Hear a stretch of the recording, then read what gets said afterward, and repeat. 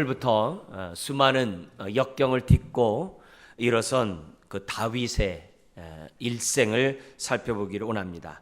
오늘날도 많은 어려움 가운데 또 힘든 가운데 살아가는 여러분들에게 이 다윗은 어떻게 하면 그렇게 힘든 가운데서도 하나님의 인도를 받으며 어떻게 해서 그 고통스러운 삶의 현장 속에서도 하나님의 마음에 합한 삶을 살았는지 저와 여러분들이 살펴보면서 정말 이 시대에 또 오늘날 하나님이 기뻐하는 하나님의 자녀들이 되었으면 합니다. 다윗은 보잘것없었던 목동에서 이스라엘의 통일 왕으로서 우뚝 선 자였습니다.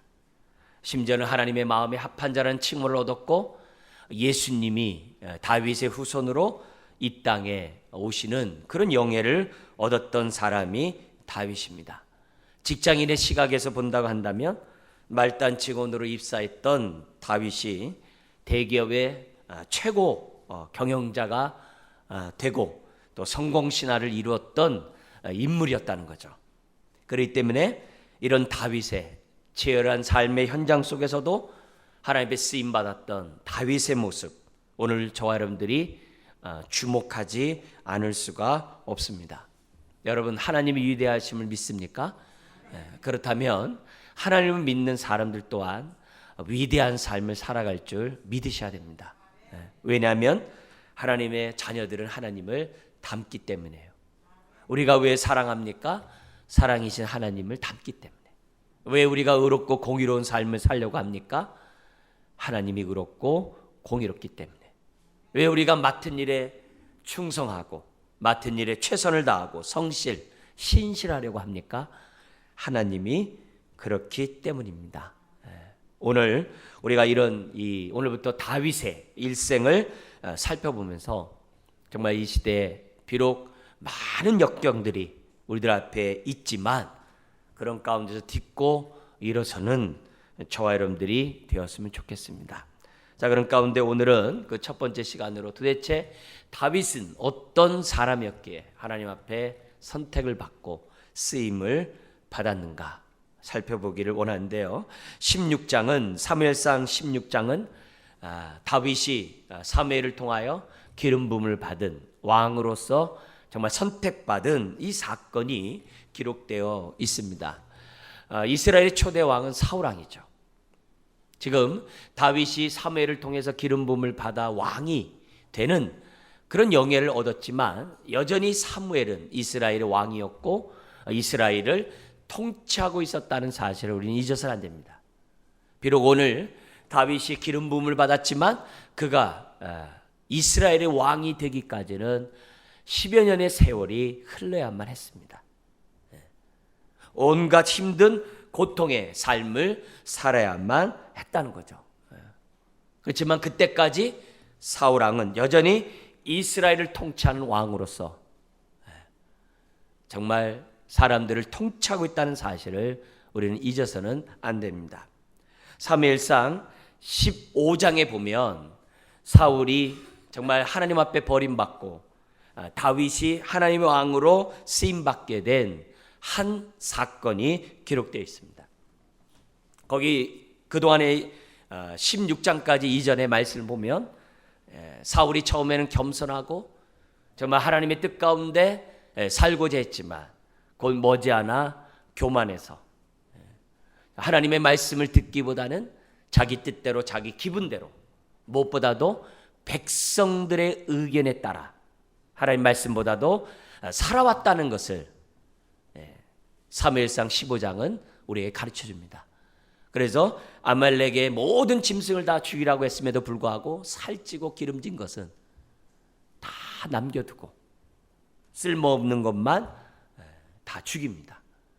사무엘이 지적을 합니다. 15장 23절에 왜 하나님의 말씀을 버리십니까? 하나님의 말씀을 버리는 그것, 순종이 제사보다 나은 것을 알지 못합니까? 불순종하는 죄악이 얼마나 중대한 죄악인 줄 아십니까? 그거는 점치는 자의 죄와 같고 우상에게 숭배하는 절하는 죄와 같은 줄 모릅니까? 당신이 23절인 것처럼 하나님의 말씀을 버렸기에 하나님이 당신을 버립니다. 사무엘은 사울에게 강력하게 얘기해요. 그러자 15장 24절에 사울이 얘기합니다. 내가 당신의 말씀을 어긴 것은 내가 백성을 두려워하여 그들의 말을 청종하였습니다. 정치인으로 변한 거예요. 그러자 28절에 하나님이 당신을 버리고 다른 왕을 세울 것이라고 사무엘은 사울에게 했던 그 사건이 성경에 나오는 것을 봐요. 우선 여기서 우리들이 한 가지 짚고 넘어갈 게 뭐냐면 사울은 왕으로서 이스라엘의 통치자로서 다윗이 왕으로 등극할 때까지 10여 년 동안 왕 노릇해요. 그러나 무늬만 왕이었지 하나님이 함께하지 않았어요. 여기서 우리들이 잊지 말아야 될 중요한 관점이 있어요.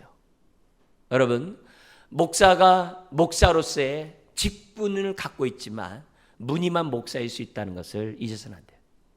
여러분도 마찬가지입니다. 여러분이 직분을 받지만 그 직분이 무늬만 직분을 갖고 사역을 할 수 있다는 사실을 잊어서는 안 됩니다. 사울 왕은 하나님 앞에 폐위됐음에도 불구하고 왕이었어요. 여러분, 오늘 우리가 하나님의 특별히 직분을 받고 하나님을 섬길 때 무엇보다도 사울 왕과 같이 하나님이 함께하지 않는 그런 직분자가 되지 않도록 저를 비롯해서 우리 모두는 하나님 앞에 겸비한 마음을 가져야 될 줄 믿습니다. 사무엘은 사울에게 정말 이런 말을 한 다음에 그 마음이 편치 못했어요. 그래서 나날이 하나님 앞에 탄식하며 그의 아픈 마음을 달래며 정말 토해내며 하나님 앞에 부르짖고 있었어요. 이런 사무엘을 하나님이 보시기에 얼마나 딱하겠어요. 그러자 16장 1절 하나님이 사무엘에게 나타나셔서 이렇게 말씀하십니다. 같이 한번 읽겠습니다. 여호와께서 사무엘에게 이르시되 내가 이미 사울을 버려 이스라엘 왕이 되지 못하게 하였거늘 내가 그를 위하여 언제까지 슬퍼하겠느냐. 여러분, 막상 사울에게 사무엘이 정말 하나님의 뜻을 전했지만 마음이 너무 아픈 거예요. 이게 하나님의 사람의 특징이죠. 하나님의 사람의 특징이죠. 비록 자기 입을 통해서 하나님이 당신을 버렸다고 하지만 사무엘은 그 마음이 편할 수가 없는 거예요. 사울 왕이 자기를 갖다 호시탐탐 노리고 자기가 반역할까 봐 사람들을 붙인 거 그것 때문에 답답한 게 아니라 어쩌다가 사울 왕이 저렇게 되든가. 처음에는 겸손했거든요. 처음에는 한 뜻대로 살고자 했던 사울 왕이거든요. 그런데 변질됐거든요.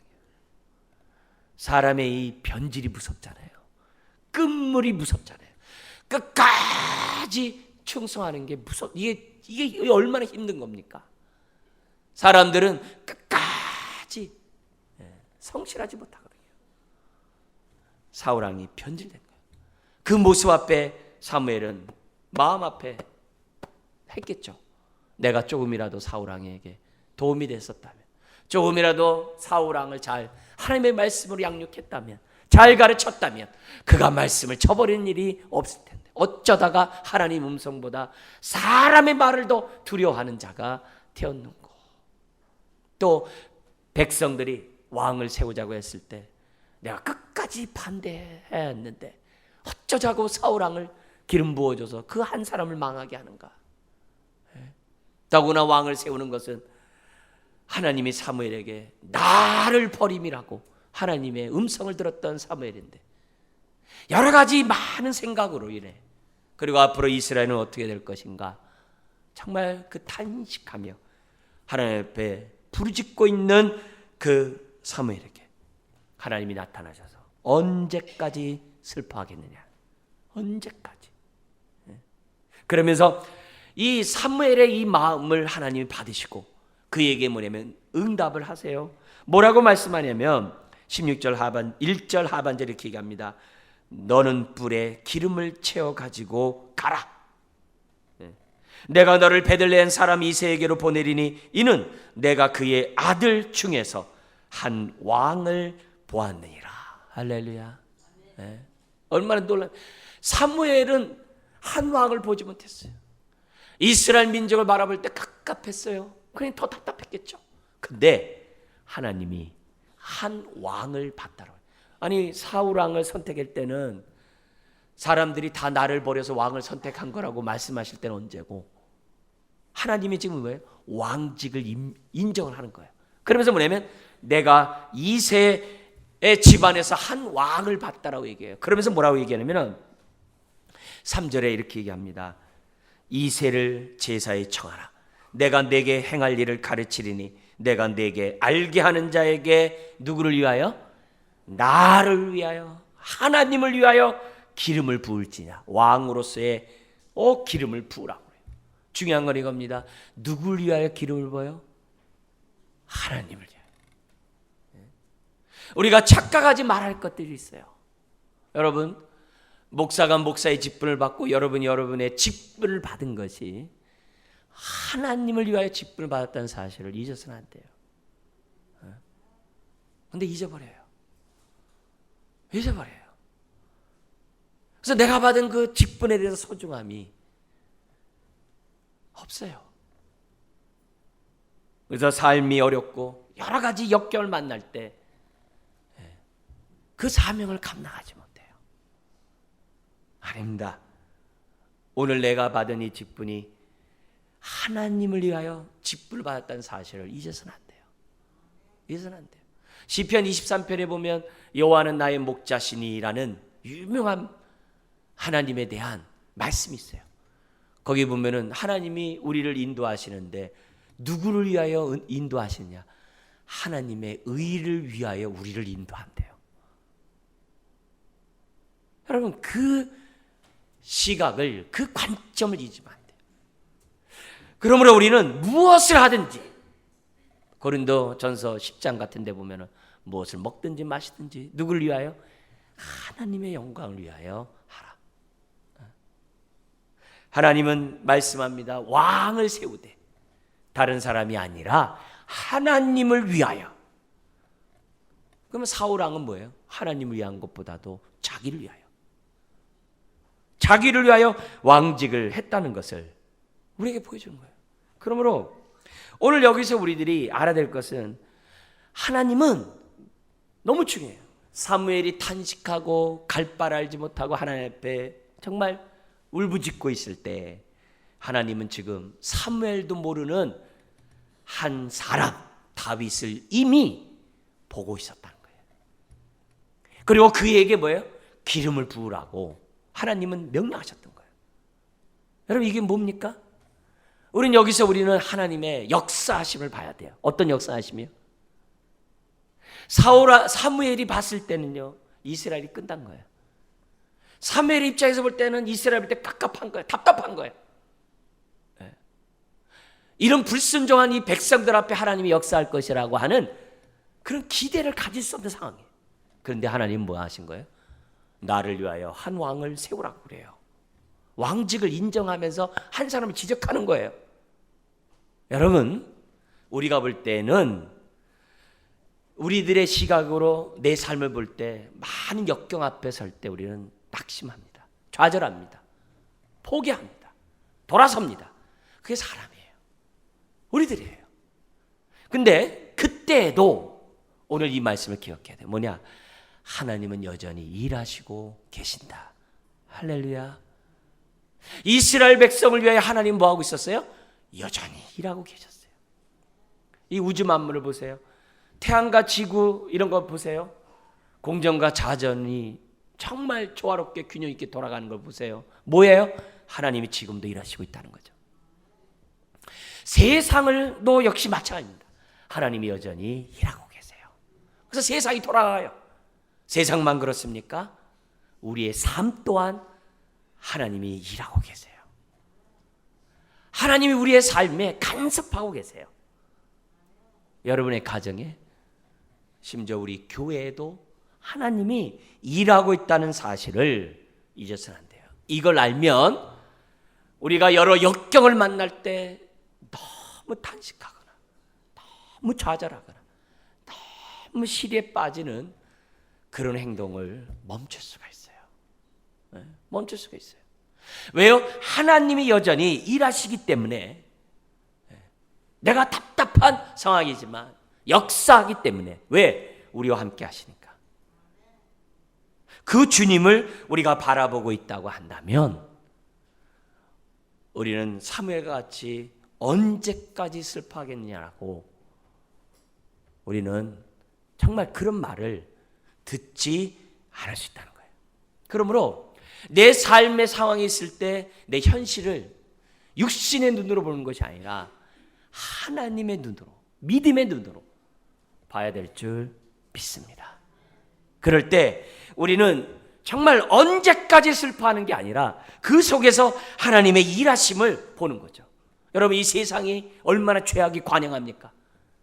지금 얼마나 사람들의 정과 욕심이 강해서, 옛날에는 그나마 계몽주의 시대에는요, 이성이라도 사람이 지배해서 이성에 의해서 살았죠.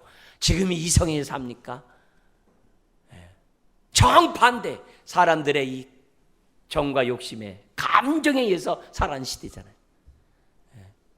이런 아주 끔찍한 이 세대 속에 살아갈 때 우리가 얼마나 절망입니까? 근데 그런 가운데서도 하나님은 여전히 일하시는 줄 믿습니다. 이걸 우리들이 사무엘에게 말씀하시는 하나님의 일하심을 통하여 우리는 깨달아야만 하는 거예요. 우리의 삶도 마찬가지예요. 우리의 삶이 얼마나 힘들고 어려운 역경의 삶을 살고 있습니까? 그러나 하나님 앞에서는 좌절이 없어요. 절망이 없어요. 겉사람은 후패할 수 있어요. 그러나 속사람은 우겨싸이지 않는 거예요. 그것이 주님을 우리 마음에 모시고 있는 종들의 삶이라는 거예요.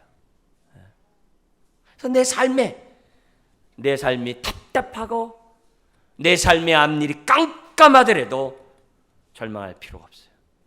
내 삶이 내 생각대로 되지 않는다고 해도 좌절할 필요가 없어요. 왜요? 하나님은 오늘 나와 함께 하시기에. 사무엘을 찾아오셔서 말씀하셨던 하나님의 모습에서 우리는 하나님의 일하심을 보게 됩니다. 자, 그런 가운데 이 일하시고 역사하시는 그 하나님이 도대체 다윗을 선택하는데 뭐 때문에 다윗을 선택했는가?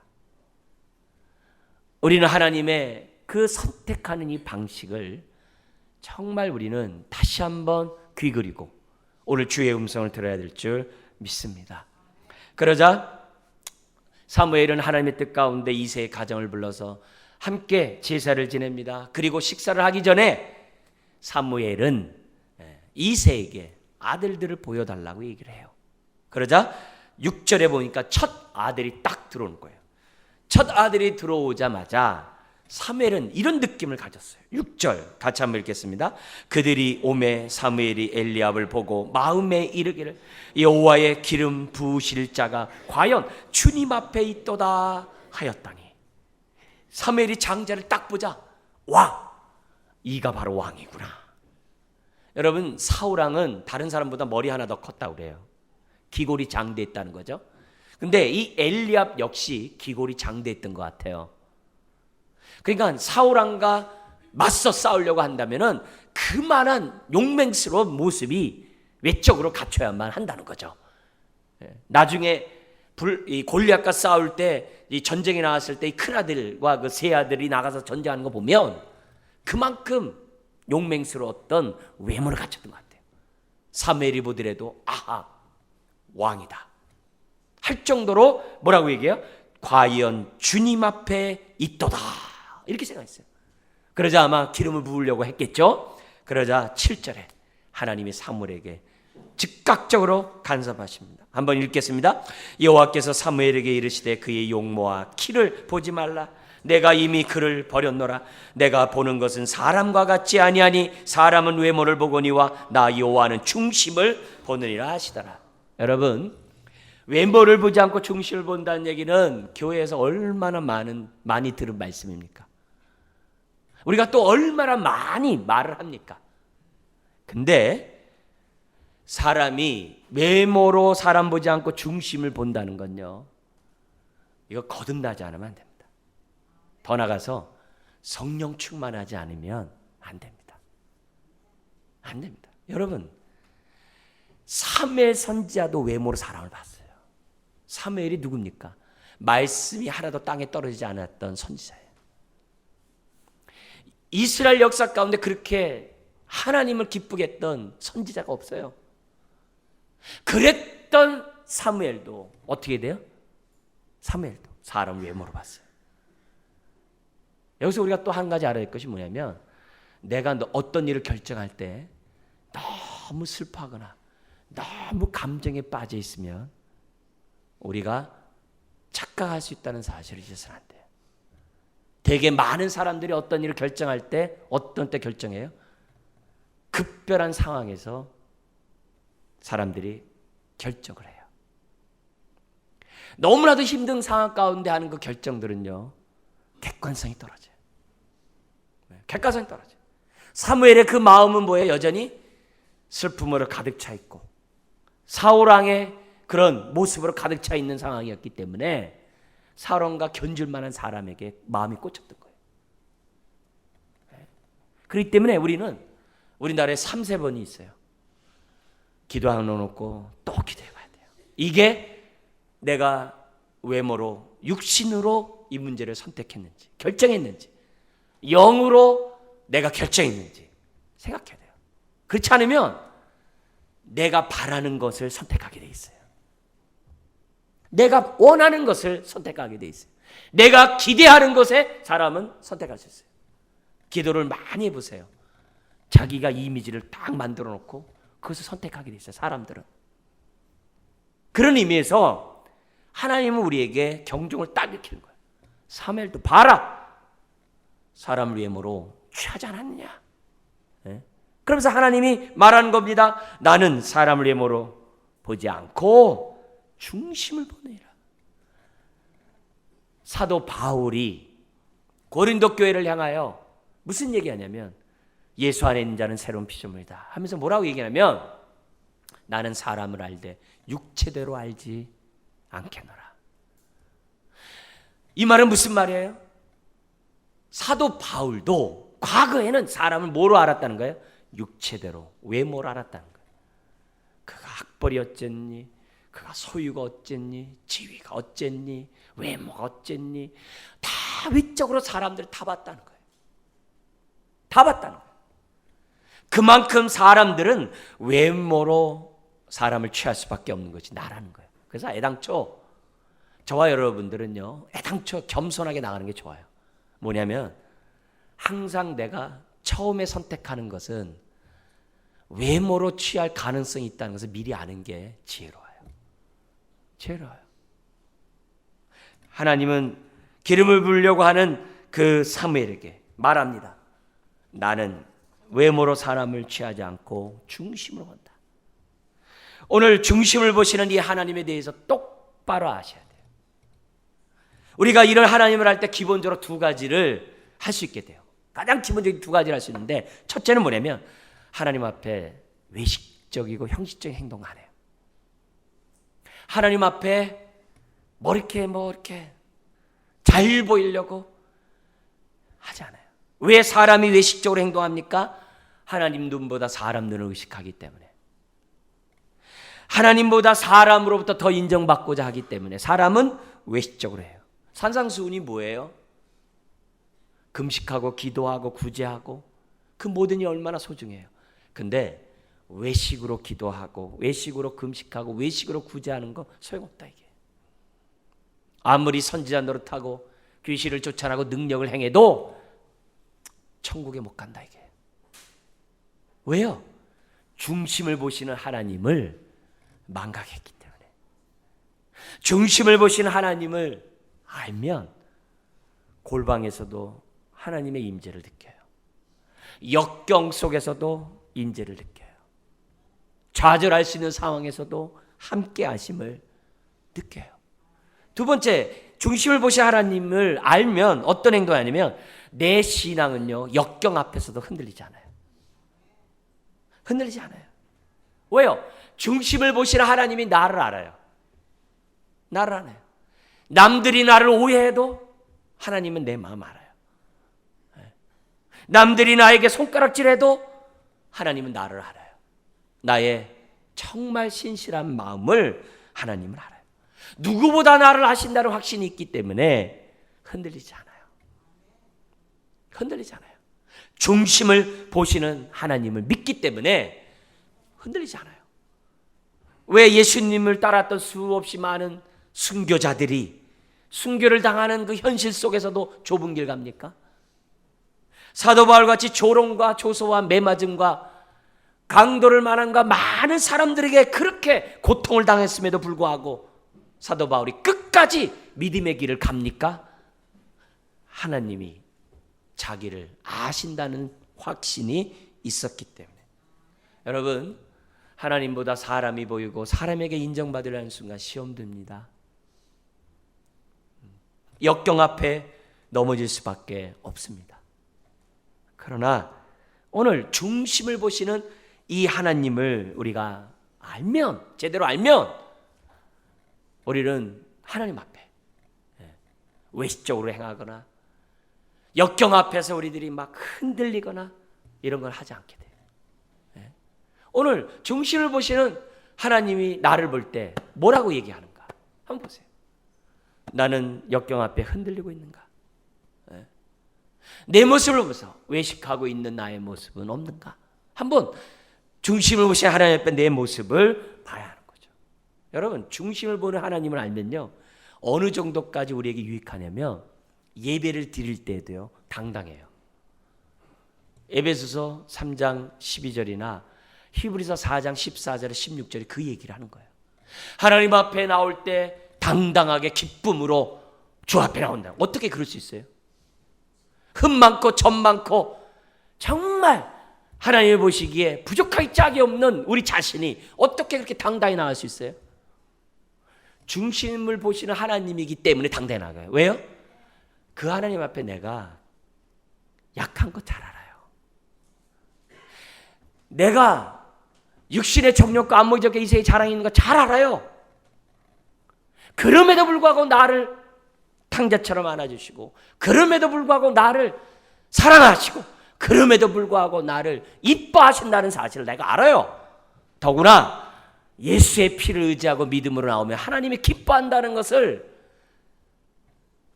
나도 알고 하나님이 알기 때문에 오히려 중심 보시는 하나님 앞에 믿는 사람은 떳떳해요. 떳떳해요. 부족해도 떳떳해요. 믿음으로 나오면 하나님이 기뻐한다는 사실을 알기 때문에 당당해요. 그래서 중심을 보시는 하나님은 우리가 역경 앞에 좌절하게 하지 않을 것은 두말할 것도 없고 뭐 할 수 있는 거예요? 흠 많고 점 많아도 당당한 거예요. 그래서 하나님 앞에 이런 말 하지 말라는 거죠. 한두 번은 족한데 나같이 부족한 자가 뭐래? 주님은 하신다고요.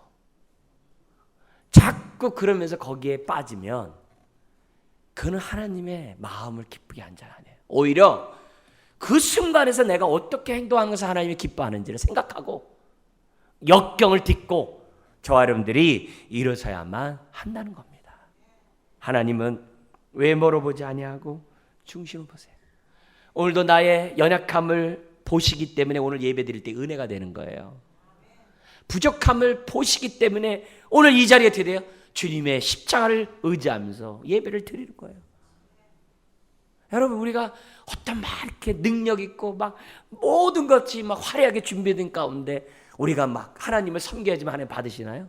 천만에요. 믿음으로 부족하지만 이 모습 이대로 주님이 안을 것을 믿고 주 앞에 나올 때 하나님이 기뻐하는 거고, 우리가 예배를 드릴 때 어떻게 돼요? 여러 가지 부족한 모습이 있다 할지라도 주님을 사랑하는 마음으로 예배 드리면 하나님이 기뻐하는 줄 믿습니다. 예? 우리가 인간적인 눈으로 갖춰야지 하지만 천만에요. 하나님은 영과 진리로 예배하는 자를 찾으신다고 했어요. 우리가 주객이 바뀌면 안 돼요. 전도되면 안 돼요. 자, 그런 가운데 중심을 보시는 하나님이 다윗을 선택했는데 도대체 어떤 마음이 그렇게 좋았길래, 합했길래 다윗을 선택했는가? 여러분 10절에 보니까 16장 10절에 보니까는 7 아들이 사무엘에게 다 지나가도 하나님이 선택하지 않는 거예요. 아들이 없는 거예요. 다 오라고 했는데. 그래서 11절에 말합니다. 이새에게 당신의 아들 이게 다냐? 그러니까 아버지가 얘기합니다. 아직 막내가 남아있는데요, 그는 양을 지키고 있습니다. 사실 17장 같은 데 보면 양치기들이 있었거든요. 그들에게 맡기고 오면 되는 거예요. 근데 양을 지키나이다. 네. 그 당시 옆집에서 지키는 게 아니잖아요. 들에 나와 지키기 때문에 아마 이게 전달 이런 것들이 잘 안 됐던 것 같아요. 근데 안 와도 상관없어요. 상관없어요. 아버지 입장에서, 그 가정에서 보면. 근데 그 새 성경 사전이라고 아주 두꺼운 이 사전이 있어요. 우리 전통적으로 아주 사람들이 아주 기본적으로 보는 그 성경 사전이 있어요. 거기 보면은 어떤 내용이 나오냐면 다윗의 어머니가 7명의 어머니와 다르다는 거예요. 이새의 이 둘째 부인에 의해서 태어난 사람이 다윗으로 나오고 있어요. 거기 이 성경 사전에 보면 그렇게 나오고 있어요. 그 얘기는 무슨 말이냐면은 7명의 형제들과 배다른 동생이기 때문에 그 집안 분위기가 어땠는지를 이렇게 우리가 추측해 볼 수 있다. 그것이 정확한지 아닌지는 아직 학자들의 의견이 있습니다만, 지금 뭐냐면 가족의 초대를 했을 때 다윗은 그냥 광야에 있는 거죠. 양치는 모습으로 있었다는 거예요. 그러니까 아버지도 신경도 쓰지 않아도 되는 거예요. 그런 분위기가 있어요. 그러자 사무엘이 말합니다. 사람을 보내어 그를 데려오라. 그가 여기 오기까지는 우리가 식사자리에 앉지 않겠다. 그러자 12절에 사람을 보내서 다윗을 데려옵니다. 그랬을 때 그의 얼굴을 딱 보니까 뭐라 그래요? 그의 빛이 붉고 눈이 빼어나고 얼굴이 아름답더라. 다른 번역에서 이렇게 얘기합니다. 혈색이 좋고 굉장히 건강하다는 거예요. 10대 우리 한 16, 17살 정도 됐을 때입니다. 그러니까 혈색이 좋고 그리고 눈이 반짝이며 총기가 있다는 거예요. 사람은 눈 보면 알잖아요. 얼굴도 아주 건강하고 눈에 뭐예요? 반짝여요. 총기가 있어요. 심지어는 뭐예요? 외모도 잘생겼더라. 역설적이지만 예수님은 나이가 30인데도 50살 같이 보였거든요. 이사야 53장에 보면 흠말 것이 없다 그랬거든요. 근데 다윗은 어렸을 때부터 딱 볼 때 얼굴이 쫙 건강하고 눈에 총기가 있고 뭐 했다고 그래요? 잘생겼더라. 네. 누구보다요? 송중기보다 잘생겼다는 거예요. 근데 송중기는 뭐예요? 자기가 카메라 앵글에 의해서 뭐 막 죽었다 살아나잖아요. 근데 다윗은 그렇잖아요. 정말 죽었다 살아날 수 있는 능력을 갖췄던 사람이 다윗이었다는 거예요. 그래서 그 사람을 딱 보자마자 사무엘이 뭐예요? 어떻게 하겠어요? 이렇게 어리네? 생각할 수 있겠죠, 순간적으로. 그러나 그의 모습이 범상치 않은 거예요. 그러자 하나님의 음성이 임합니다. 거기 나오는데 12절에 이가 그니 얼마나 놀라요. 일어나 기름을 부으라. 아마 이게 다윗의 모습을 보면서도 일어나지도 않았던 것 같아요. 이게 중심을 보는 이런 사무엘의 눈이 있어서 빨리 오자마자 일어났었어야 되는데 딱 보니 그냥 앉아 있어요. 그냥. 그러나 하나님 말합니다. 이가 크니 일어나 기름을 부으라. 그러자 사무엘이 순종하자 하나님의 영에 의해 감동. 그것도 뭐예요? 크게 감동되었더라.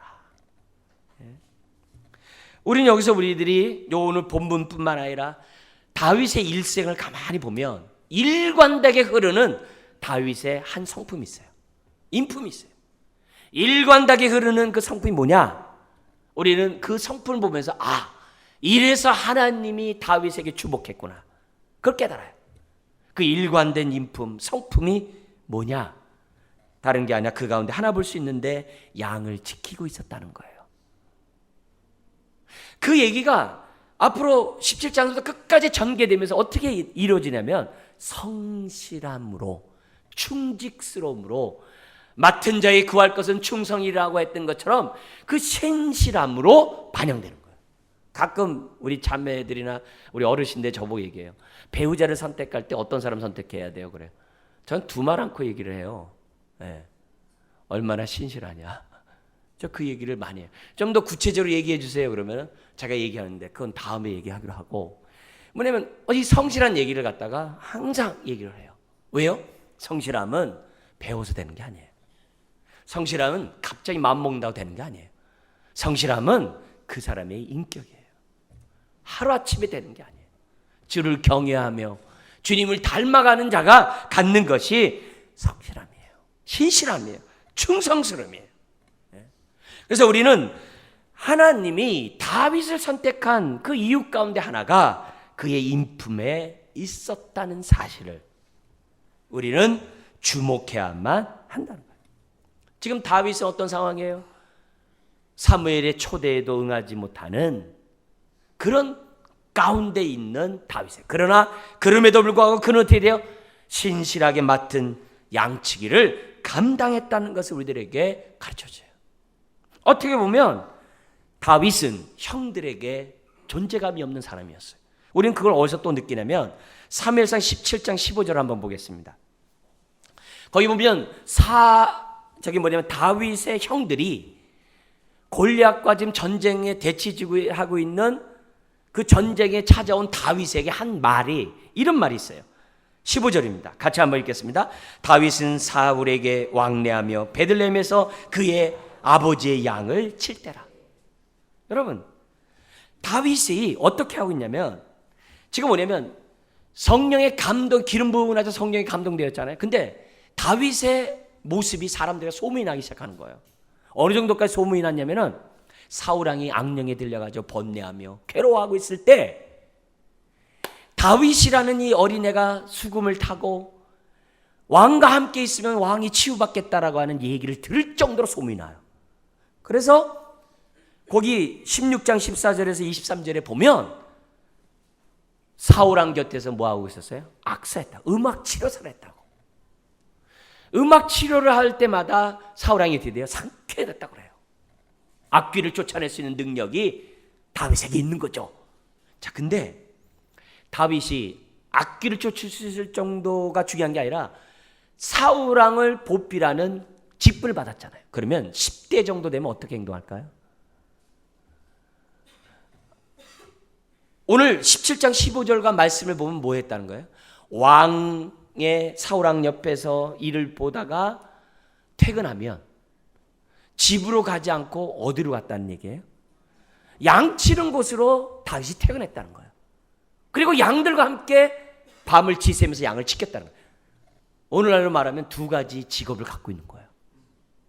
10대 청소년 정도가 되면 왕의 보필한 직업을 가지면 어떻게 돼요? 자기 집에 퇴근해가지고 아니면 집 하나 마련해달라고 그래야죠. 나 이제부터 양 안 쳐. 나 다른 거 안 해. 나 왕만 보필하고. 얼마든지 그럴 수 있는 나이예요. 근데 다윗은 그러지 않았어요. 뭐 했어요? 거기 나온 것처럼 사울에게로 왕래하며 베들레헴에서 그의 아버지 양을 칠 때라. 이런 모습에서 다윗의 뭘 보는 거예요? 신실함을 보는 거예요. 충직스러움을 보는 거예요. 성실함을 보는 거예요. 두 가지 직분을 한다는 게 얼마나 바쁘고 피곤하고 어렵겠습니까? 그러나 그는 시간을 무료하게 보내지 않았어요. 맡은 일에 최선을 다하는 아들로서 섰던 것을 봅니다. 더구나 40일 동안 블레셋과 전쟁에 대치하면서 군대 나간 세 아들의 소식이 궁금하니까 아버지가 다윗을 보내요. 다윗을 보낼 때 언제 간지 아세요? 아침 일찍이 갑니다. 근데 엘라 골짜기까지 다윗의 집에서 거리가 얼마냐면 25km예요. 건강한 사람이 1시간에 4km 걸어요. 그럼 6시간이 넘는 거예요. 하루아침에 갔다 와서 양을 지키기 위해서. 왜? 양들은 밤에 곰과 이리와 늑대의 공격을 받으니까. 맡은 자에게 최선을 다하려고 하는 그 모습을 엿볼 수 있는 거죠. 그리고 양치기 한다고 시간을 막 보냅니까? 안 그래요. 하프를 키면서 하나님을 찬양을 해요. 그것만 합니까? 곰과 사자가 자꾸 양을 물어가니까 어떻게 돼요? 돌팔매질 훈련을 해요. 이 모든 것들이 다 뭐예요? 그는 맡은 일에서 투정거리고 불평했다는 게 아니라 하나님을 위하여 정말 신실하게 자기 맡은 사역들을 감당했다는 것을 우리들에게 보여줍니다. 그러므로 오늘 중심을 보시는 하나님이 어떤 사람을 통하여 영광 받으시는가?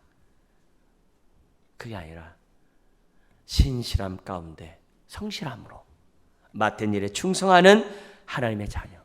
가장은 가장으로, 어머니는 어머니로, 자녀는 자녀대로, 직장에서 어디서든지 성실하게 반응하는 그 사람을 통해 하나님은 일하신다는 거예요. 여러분, 이것이 얼마나 중요한지 마지막 심판, 그게 마태복음 25장에 나와요. 마지막 하나님의 백보자 심판 앞에서 사람을 심판하는 기준이 뭐냐면 신실함이에요. 성실함이에요. 작은 일에 얼마나 신실하게 반응하는가. 우리는 큰 일을 맡을 때 최선을 다하는 죄성이 있어요. 아니에요. 맡은 일이 아무리 작아도, 그래서 그러잖아요. 내 형제 중에 지극히 작은 자 하나에게 한 것이 곧 내게 한 것이요, 지극히 작은 자에게 하지 않는 것이 내게 하지 않은 것이라고 우리 주님은 말씀해요. 누가 신실한 자입니까? 작은 일에 최선을 다하는 사람. 사람을 외모로 보지 아니하고 지극히 작은 자에게 신실하게 대하는 사람. 훗날 심판대 앞에서 하나님을 영화롭게 할 줄 믿습니다. 오늘 우리가 다윗의 일생을 우리가 시작하는 첫 시간, 하나님으로부터 선택받았던 이 다윗, 그가 어떻게 그 많은 역경들을 헤쳐나가며 정말 이스라엘의 왕으로서 하나님의 영광을 나타내는 사람이 되었는가. 오늘 저와 여러분들이 이런 다윗을, 또 이런 것을 중히 여기는 하나님의 중심을 보시는 하나님을 우리가 제대로 알므로 우리도 다윗과 같은 하나님의 영광 돌리는 하나님의 자녀가 될 줄 믿습니다. 여러분을 통해 영광 받기를 원하셔서 오늘 저와 여러분들을 부르셨습니다. 신실하게 반응하기를 주의 이름으로 축원합니다. 기도하겠습니다. 하나님